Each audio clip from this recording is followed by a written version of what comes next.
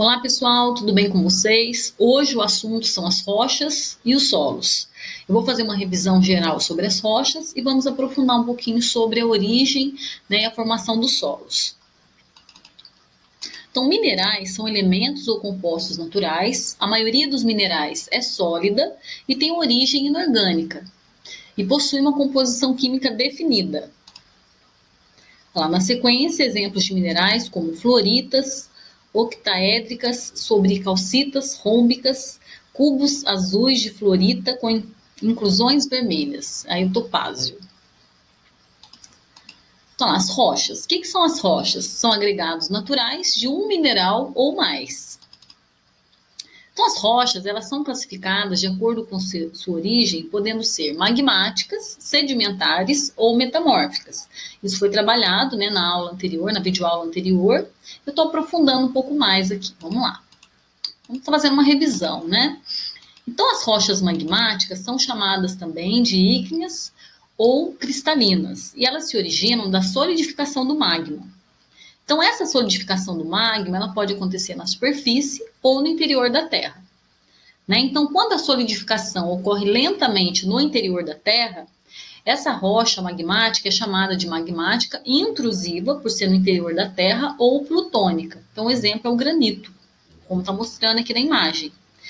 Quando a rocha magmática ela se solidifica na superfície, o processo é um pouco mais rápido, e aí ela é chamada de rocha magmática extrusiva ou vulcânica. Então, um exemplo é o basalto. Agora, as rochas sedimentares, elas são formadas pelo acúmulo de sedimentos. Então, com o passar do tempo, as rochas vão se desgastando, vão soltando fragmentos, materiais, e esses fragmentos vão sendo transportados e se depositam na parte mais baixa do relevo. Com o passar do tempo, vai havendo um acúmulo de vários sedimentos, eles vão se compactando, se cimentando e transformando, então, na rocha sedimentar. Aqui é o Parque do Varvito, em Itu, em São Paulo, que é uma rocha sedimentar, que você percebe as camadas, de sedimentos. Então, um exemplo de rocha sedimentar também é o arenito, o calcário, o argilito. As rochas metamórficas, por sua vez, elas são resultantes da transformação de outras rochas, inclusive das próprias metamórficas. Então, lá. Essa transformação ocorre principalmente em razão do calor e da pressão do interior da litosfera. Então, um exemplo de rocha metamórfica é o mármore, o gneiss. Aqui o Morro do Corcovado, que é constituído de gneiss, uma rocha metamórfica, lá no Rio de Janeiro. Agora vamos falar um pouquinho da formação do solo. A formação do solo está ligada às características das rochas, às formas do relevo, às condições climáticas, onde o solo é formado. Então, uma série de elementos vão influenciar na formação desse solo. Então, como é que forma o solo? O solo ele vai ser formado por restos de plantas, restos de animais, fragmentos de rocha. Então, o processo demora milhares ou até milhões de anos. O processo de desagregação que produz o solo, então, demora muito tempo e forma uma camada sobre a rocha intacta.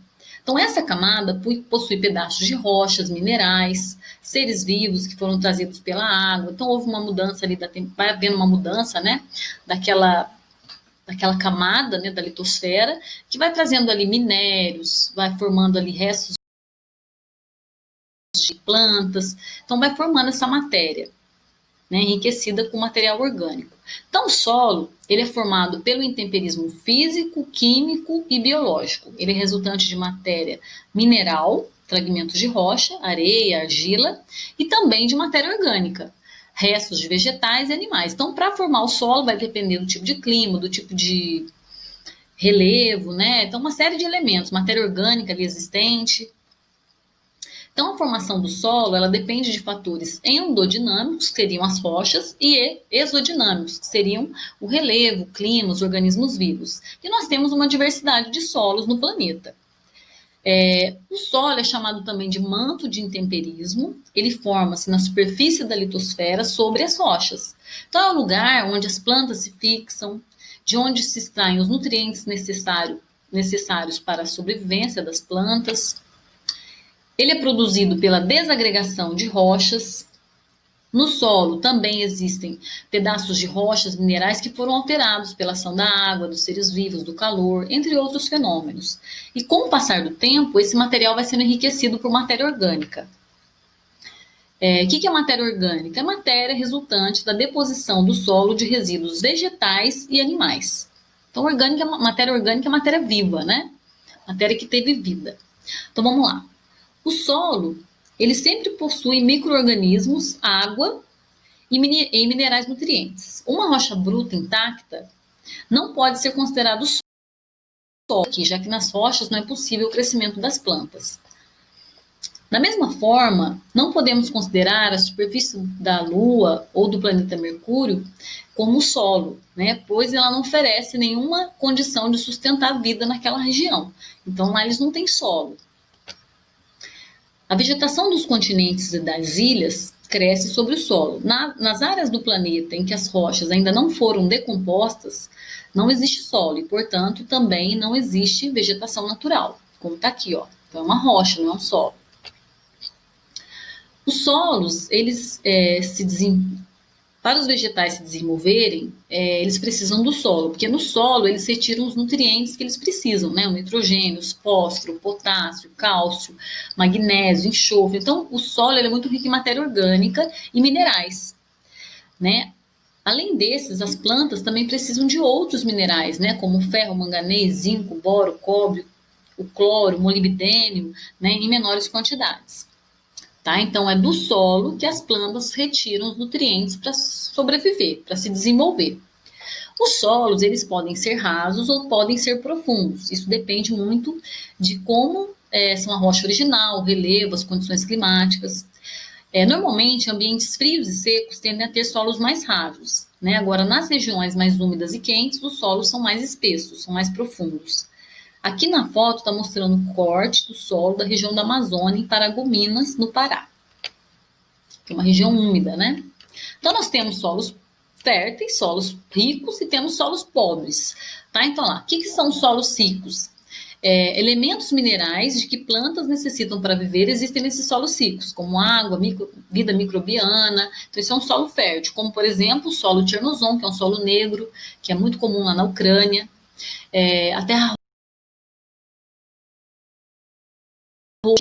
Agora, o que é um solo pobre? É um solo, né, que são necessários. É um solo pouco fértil. Um exemplo são solos que se desenvolvem em áreas desérticas. Então, o tipo de solo depende do tipo de rocha que originou, além do clima e da presença de micro-organismos. Agora, o que é um perfil de solo? Um perfil de solo apresenta uma visão do solo por meio de um corte vertical, desde a superfície até a rocha-mãe.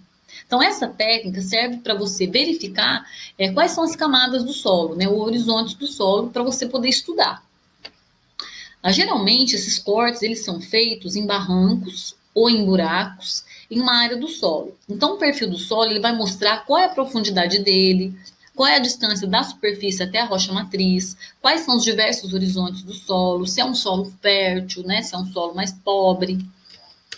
Então, o perfil do solo ele é visto por meio de um corte vertical desde a superfície até a rocha matriz, a rocha original. Então, ele serve para você verificar, né, a qualidade desses solos, os horizontes do solo. Então, aqui está mostrando uma imagem com os horizontes do solo. Então, nós temos aqui a camada O, que seria a camada orgânica, né, formada, que é rica em matéria orgânica, humus. Aí depois vem a segunda camada, a camada mineral, com acúmulo de matéria orgânica, né, mas ela tem menos matéria orgânica que a camada O. Depois vem a camada B, que contém menos matéria orgânica e micro-organismos do que a camada A, porém mais do que a C, né? Aqui já começa a presença de rochas. Depois, o horizonte C é o primeiro estágio de decomposição da rocha, mais rica em mineral e com pouca matéria orgânica. E por último, a rocha matriz, a rocha mãe, né, que formou o solo. Então é isso, tá? Hoje nós falamos um pouco aqui, né, sobre o ciclo das rochas, eu fiz uma revisão geral, e depois nós falamos da formação, né, e da importância do solo para o desenvolvimento das plantas. Depois nós vamos falar com mais detalhes desse assunto durante as nossas aulas online. Até mais!